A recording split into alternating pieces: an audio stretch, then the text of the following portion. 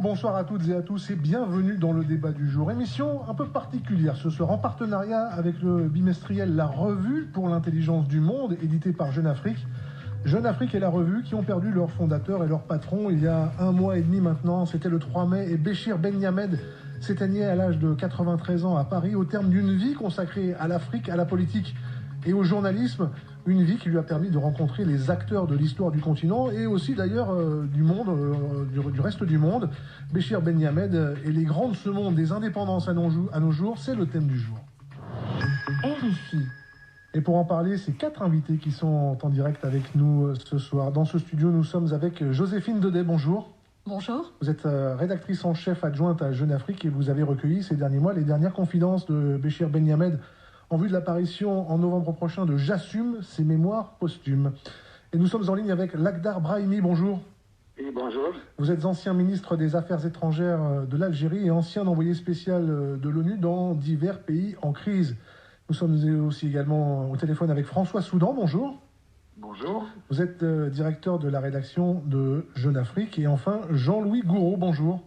Oui, bonsoir. Vous êtes co-directeur de la rédaction de La Revue, dont le prochain numéro sort le 30 juin, avec Béchir Benyamed en une, et ancien directeur de la rédaction de Jeune Afrique. Et je précise que vous étiez tous des proches de Béchir Benyamed.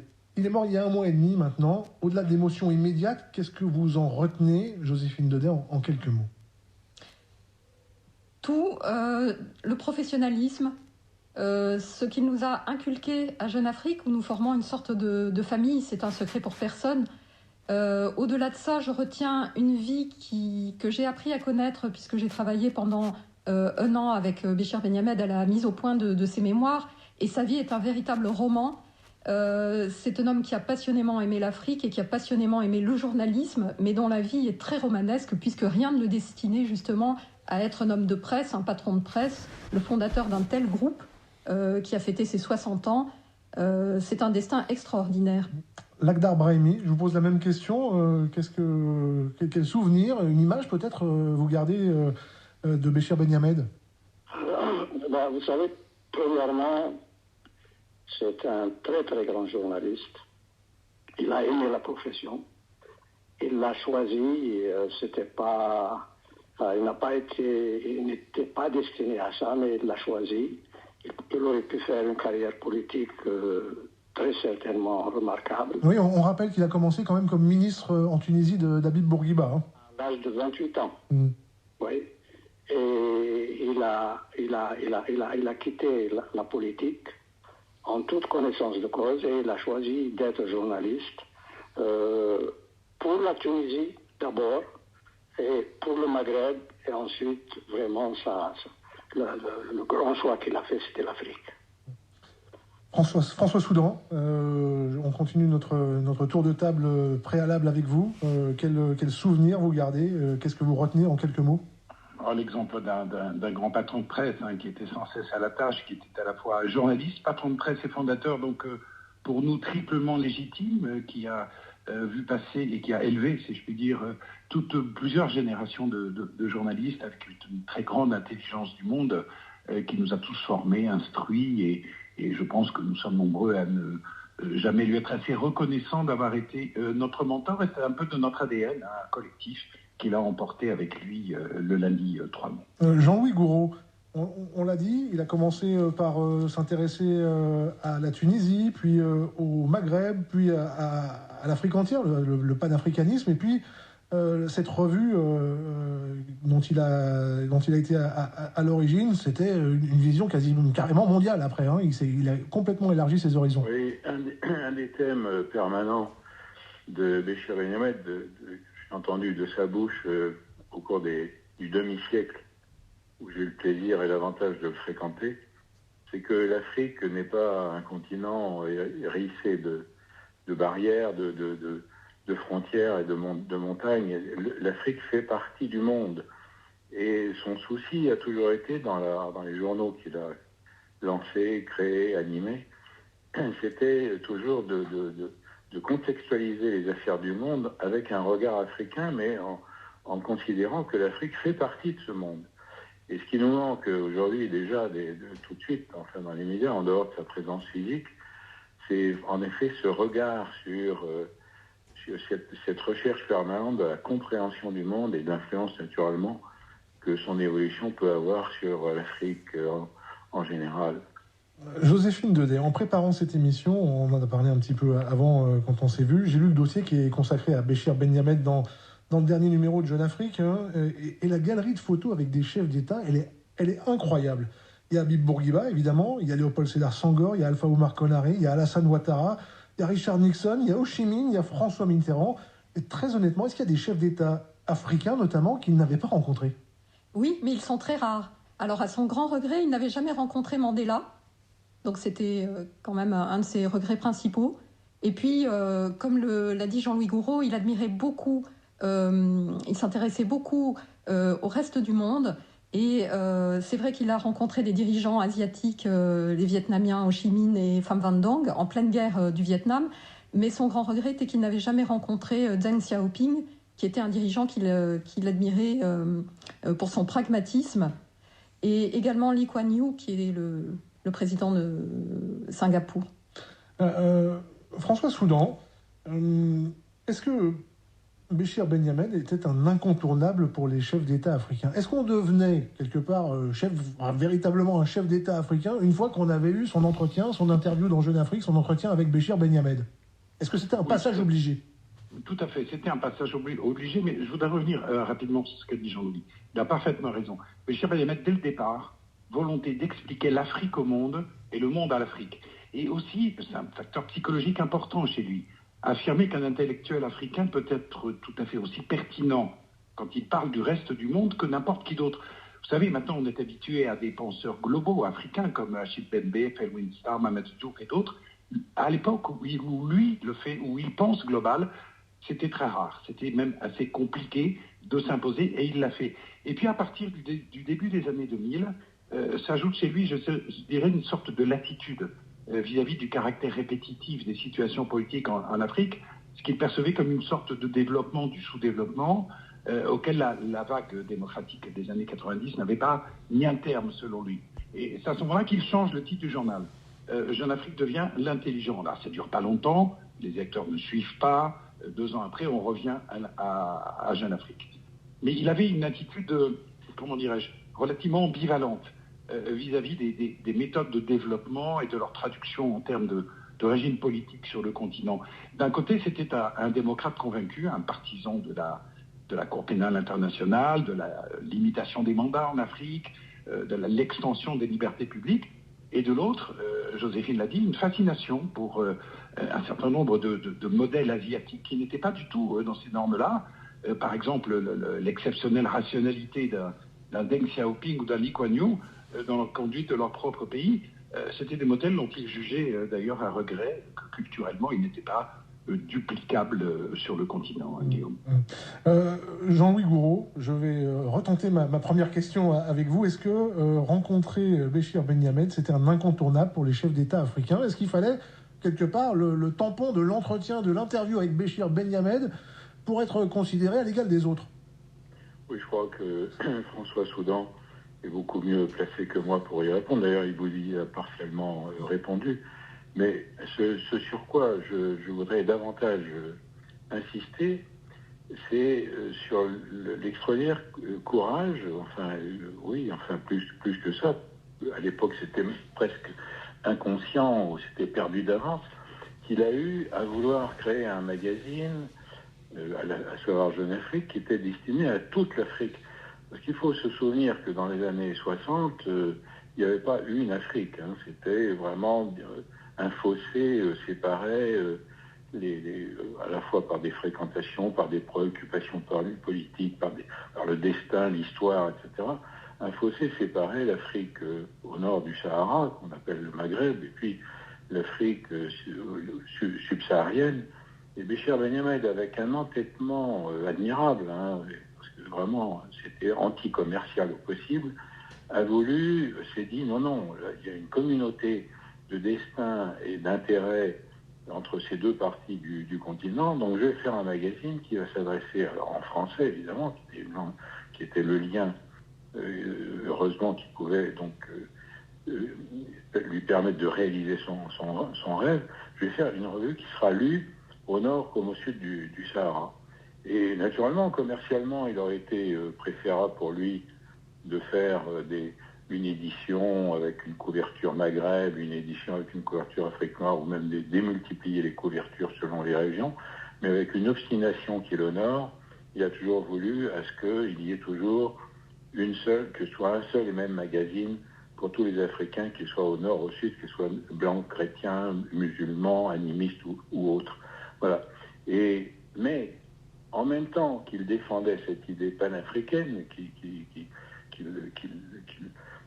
je répète, il voulait que cette Afrique-là fasse partie du monde. Raison pour laquelle, dans son journal, il n'était pas question que des affaires africaines, mais là aussi avec un certain courage, parce que ça n'intéressait pas nécessairement. Il a imposé, si vous voulez, très souvent son point de vue. Il a insisté pour que les Africains s'intéressent aux affaires en dehors de l'Afrique et pour que le reste du monde s'intéresse aux affaires africaines. Voilà. Alors, si vous le voulez bien, je vais moi-même m'obstiner et suivre son exemple à Béchir Benyamed, et je vais demander à Lakhdar Brahimi, toujours dans ce cadre des relations entre le journaliste et les chefs d'État, dont il était proche de certains, si vous étiez Lakhdar Brahimi professionnellement, de l'autre côté politique évidemment, même si vous étiez un ami de Béchir Benyamed, comment est-ce qu'il était perçu par ses interlocuteurs, par ses chefs d'État, par ses ministres en tant que journaliste? Est-ce qu'il y avait une distance? Est-ce qu'il y avait une petite crainte de l'influence de Béchir Benyamed? Vous savez, vos trois autres invités connaissent cet aspect-là beaucoup mieux que moi. Moi, j'étais surtout un ami. Et même quand j'étais aux affaires, quand j'étais ministre des Affaires étrangères, envoyé spécial du secrétaire général ici et là, ambassadeur d'Algérie, les relations qui primaient entre nous, c'était l'amitié. J'étais aussi un lecteur assidu et admiratif de ce qu'il écrivait. Oui, évidemment, nous avons aussi pas mal de fois parlé de ses relations avec les chefs d'État. Il était très rigoureux. Il avait des amis parmi eux. Il y avait certains qu'il admirait beaucoup. Mais il ne laisse pas ses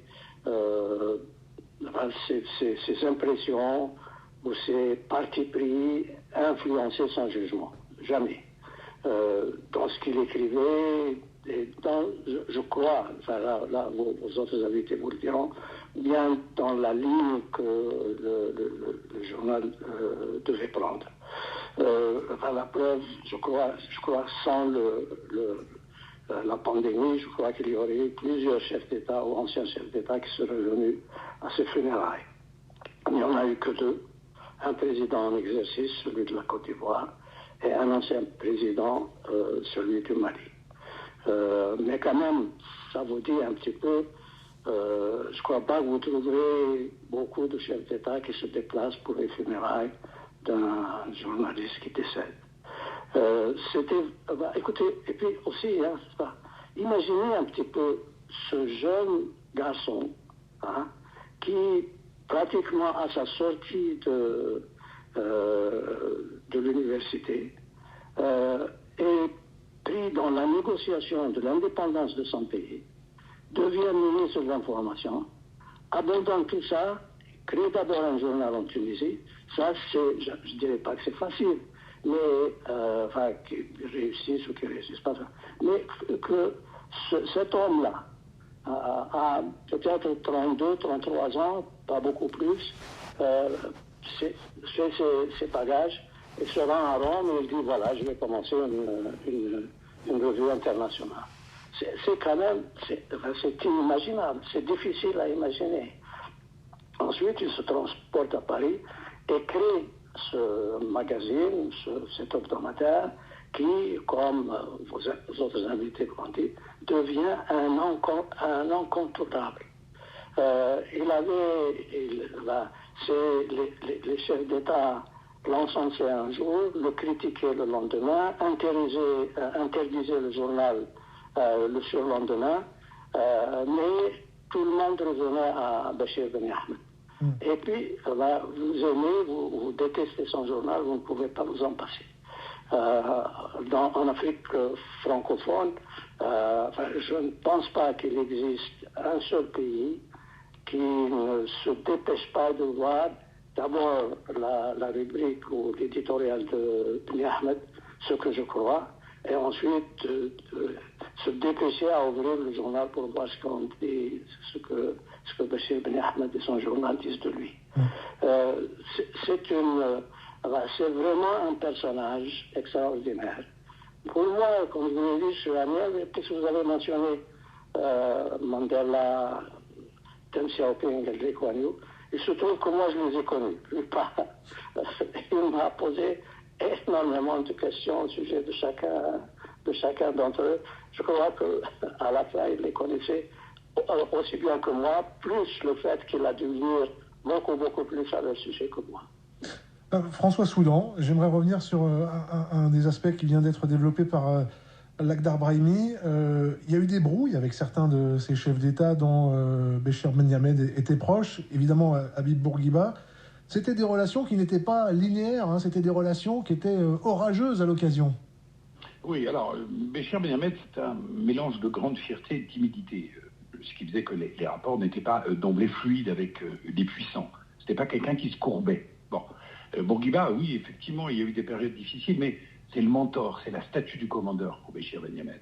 C'est le personnage fondateur de son itinéraire. Bon, il y a eu ensuite des amis très très proches.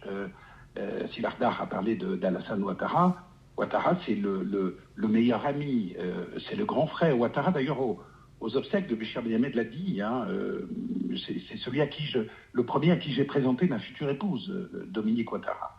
Et ils étaient extrêmement proches. Il y a eu des amis, Senghor, Diouf, l'ancien président mauritanien Mortar Ould Daddah, que Béchir Bni Ahmed d'ailleurs a contribué à faire libérer, parce qu'il était allé voir à l'époque Valéry Giscard d'Estaing pour lui demander de libérer Ould Daddah, qui était à l'époque détenu à Oualata en Mauritanie. Les présidents Konaré, ATT du Mali étaient des proches. Avec Ben Ali, c'était compliqué. Il l'a connu bien à partir du début des années 90. Il l'a fréquenté régulièrement, il allait le voir, Ben Ali l'écoutait jusqu'au vers 2009-2010. Ensuite, il s'est rendu compte qu'il y avait une dérive, il s'est éloigné de lui. Et puis il y a eu Oufouette. Alors Oufouette, Joséphine pourra en parler, c'est un chapitre aussi dans la vie, dans les mémoires de Béchir Bni Ahmed qui est très intéressant. C'est quelqu'un qu'il est allé voir, mais avec qui il a eu beaucoup de problèmes, qui a interdit Jeune Afrique. Vous savez, aucun média n'a été autant saisi et interdit de diffusion que Jeune Afrique. Pour rappeler que la première interdiction de Jeune Afrique, c'était en France, où Jeune Afrique a été interdit jusque 62-63. Jean-Louis sait ça mieux que moi. C'est Alain Perfit qui a fait lever l'interdiction. Ensuite, il y a eu la Guinée, la Côte d'Ivoire, le Maroc, l'Algérie, l'ex-Zaïre, etc. Il y a eu beaucoup aussi de tentatives d'asphyxie financière de Jeune Afrique au cours de ces 60 ans. Béchir raconte qu'Houphouët-Boigny avait dépêché son ministre de l'information de l'époque, Laurent Dana-Foulogo, avec un avion spécial pour demander à ce que Jeune Afrique soit interdit dans tous les pays. Donc il avait fait le tour des palais présidentiels d'Afrique de l'Ouest pour qu'il y ait une interdiction de Jeune Afrique. Le motif, c'était parce que les positions qu'on avait prises après l'assassinat de Thomas Sankara, des relations aussi détestables avec Kadhafi, est très complexe. Je pense que si Lakhdar le sait, avec le roi du Maroc, Hassan II, vous savez, Bni Ahmed, c'était quelqu'un d'une extrême ponctualité, mais qui détestait qu'on le fasse attendre. Il reprochait d'ailleurs à ses amis Jean Daniel, Michel Jobert d'accepter les codes protocolaires marocains et d'accepter d'attendre une journée ou 2 journées avant d'être reçu par Hassan II. Lui, il n'a jamais pu adhérer à ça. Moi, je suis témoin d'une scène. Une fois, on est allé voir Mobutu, c'est Seko, c'était au Crillon. On est arrivé, on a attendu 5 minutes, 10 minutes. Béchir devenait nerveux, regardez sa montre. Au bout de 15 minutes, il s'est levé, il est parti. Il est parti. Le directeur de cabinet de Mobutu était effondré, mais il est parti et il n'a pas accepté. Alors, inutile de vous dire qu'ensuite, leurs relations n'ont pas été évidentes. Oui, Joséphine Dedet, il y en a plusieurs, des épisodes comme ça, où j'ai lu effectivement que Béchir Bni Ahmed était très à cheval sur les horaires d'abord, et sur ce que devait faire chacun. C'était quel type de patron ? Alors c'était un patron extrêmement exigeant, mais exigeant envers les journalistes et la rédaction comme envers lui-même en réalité. C'était un homme effectivement qui était très à cheval sur la politesse, la ponctualité, mais ce que j'ai vu et qui était extraordinaire aussi, c'est qu'il nous faisait revoir les articles les uns des autres. On se relisait tous, et même son fameux éditorial, le Ce que je crois, que les lecteurs connaissent bien, qu'il lisait toutes les semaines, cet éditorial était relu par plusieurs personnes, et éventuellement relecture croisée et amendé pour voir s'il n'y avait pas une erreur ou si on ne disait pas quelque chose qui était un peu décalé. Donc il était extrêmement exigeant, rigoureux, parfois autoritaire, mais on s'aperçoit aujourd'hui qu'il est décédé à quel point il a pu former justement toute une classe, une véritable pépinière de journalistes qui, pour certains, sont restés à Jeune Afrique très très longtemps, et ils sont toujours, et d'autres qui ont fait de très belles carrières dans d'autres journaux ou d'autres médias. Oui, parce qu'on ne le dit pas assez, mais pour être journaliste, il faut être rigoureux. Jean-Louis Gouraud, on l'a dit, Jeune Afrique a été à l'occasion interdit dans plusieurs pays du continent. Comment est-ce que, et puis ça allait, ça venait, comment est-ce que ce genre d'épisode se réglait? Il y avait une relation personnelle qui s'établissait entre Béchir Ben-Yammed et des présidents ou leurs ministres? Il se réglait la plupart du temps par la lassitude du censeur.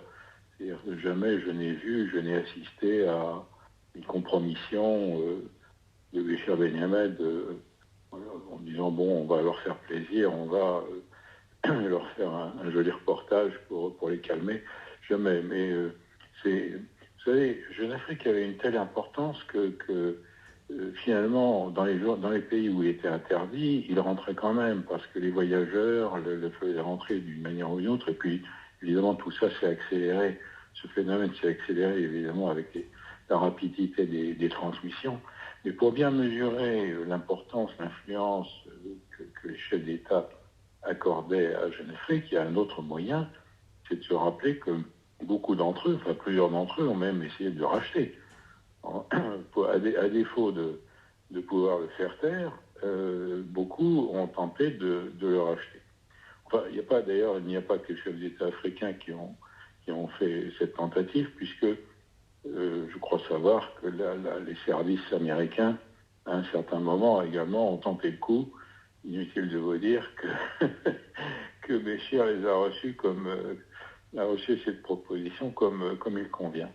Et puis, en ce qui me concerne, j'ai pu mesurer l'incroyable influence, importance de Jeune Afrique, en réalité un peu disproportionnée à son importance réelle, lorsque tout jeune journaliste, enfin, j'avais intégré Jeune Afrique, je crois, il y a un demi-siècle, et mes premiers voyages à l'étranger, aux États-Unis ou en Russie, à l'époque la Russie soviétique, j'ai découvert que Jeune Afrique était un journal influent, important. Il était considéré, et dans toutes les revues de presse de la Pravda ou du Washington Post, on citait naturellement pour la presse française Le Monde ou Le Figaro, mais pour l'Afrique, on citait Jeune Afrique. C'était lorsqu'un jeune journaliste on débarquait quelque part, on était un journaliste important parce qu'on appartenait à un journal important.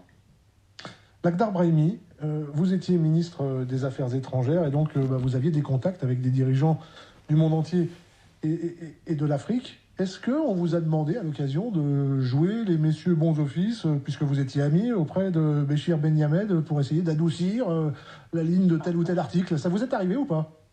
Non, ça ne m'est pas arrivé parce que je ne suis pas resté longtemps ministre des Affaires étrangères.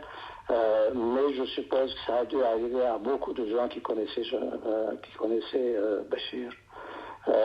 Ça m'est arrivé à titre personnel, si vous voulez, quand on s'est rendu compte ces dernières années que nous étions très liés. Vous avez en effet un responsable africain qui se rappelle de moi et qui veut me voir, et puis ça vient tout de suite. Vous connaissez bien Béchir Ben-Yammed, comment va-t-il? Très bien, etc. Bon, vous savez, je ne suis pas là pour longtemps, mais s'il y avait une occasion de le voir, je disais, je ne sais pas. On vous a demandé de jouer les messieurs bons offices, pour le dire clairement. Ah oui. Mais je n'ai jamais essayé. mais j'ai informé Béchir sans dire à l'interlocuteur que j'allais l'informer. Voilà. Mais enfin, je crois que tout le monde, vos autres invités ont rendu un hommage très, très mérité à Béchir Ben Ahmed. Vous savez, c'était une tête, c'était un intellect. Et enfin, moi, je considère moi-même, je me considère comme ayant été privilégié de l'avoir vu souvent et d'avoir échangé avec lui au sujet du monde. Enfin, il était d'une curiosité insatiable. Vous savez, si je revenais d'Afghanistan, bon, il fallait que je rende compte de tout ce que j'ai appris et de tout ce que je n'ai pas appris là-bas. En Irak ou la Syrie, encore plus. Si vous voulez. Et l'Afrique du Sud, évidemment, moi, j'étais là-bas pour l'élection de Mandela en 1994, j'ai dirigé la mission de l'ONU là-bas. Je crois qu'il même, évidemment, avec ses lectures et ce que nous avons échangé, je crois qu'il connaît Mandela beaucoup mieux que moi. La même chose, vous savez, Dian Savik et Lee Kuan Yew ne sont pas très connus dans cette partie du monde, ni en Afrique du Nord, ni en Europe. Moi, j'ai eu la chance de connaître les deux à différentes périodes. Et là aussi, il était d'une curiosité absolument insatiable. Et si je voyais des gens de Singapour, c'était toujours là. Alors, Lee Kuan Yew, que devient Singapour aujourd'hui, etc.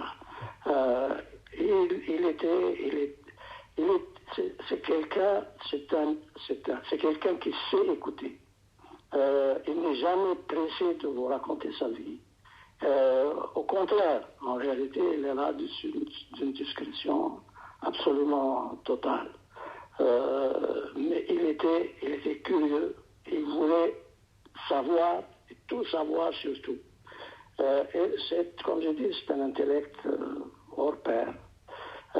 En Afrique, c'était, bon, écoutez, un chef d'État ou un Africain qui vient à Paris, il ne peut pas ne pas essayer de voir Béchir Ben Ahmed.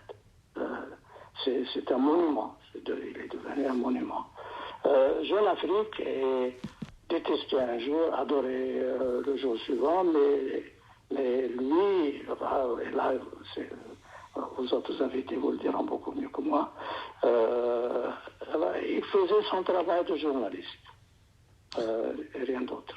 Joséphine Deday, les bureaux de Jeune Afrique sont situés à Paris. On connaît l'influence de la France en Afrique. C'était, pour un journaliste, pour le journal, c'était plutôt un avantage ou un inconvénient d'être dans ce milieu-là ?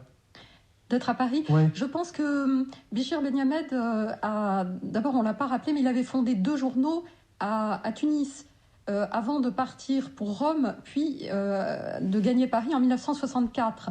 Je crois qu'il s'est senti beaucoup plus à l'aise à l'étranger, d'abord à Rome, puis à Paris, qu'en Tunisie, parce qu'il y a eu cette opposition à Bourguiba à un moment, avec, comme disait François Soudan, cette statue du commandeur. Il y a eu un affrontement quand même à une certaine époque. Et il y avait beaucoup plus de liberté à Paris, de liberté de ton et de recul par rapport à toutes les capitales africaines. Merci Joséphine Deday, merci à nos autres interlocuteurs, Lakhdar Brahimi, François Soudan et Jean-Louis Gouraud d'avoir participé à cette émission. Le dernier numéro de la revue intitulé Le Monde selon Béchir Ben Ahmed sera en kiosque le 30 juin. Ses mémoires intitulées J'assume paraîtront au mois de novembre. Merci à toute l'équipe du débat du jour. Merci spécial à Christophe Boisbouvier qui a rassemblé nos invités. Merci à Florence Ponce à la coordination, Simon Carteret à la documentation et à la réalisation. Aujourd'hui, Laurent Philippot. Dans quelques instants, l'info revient sur RFI. Bonjour chez vous.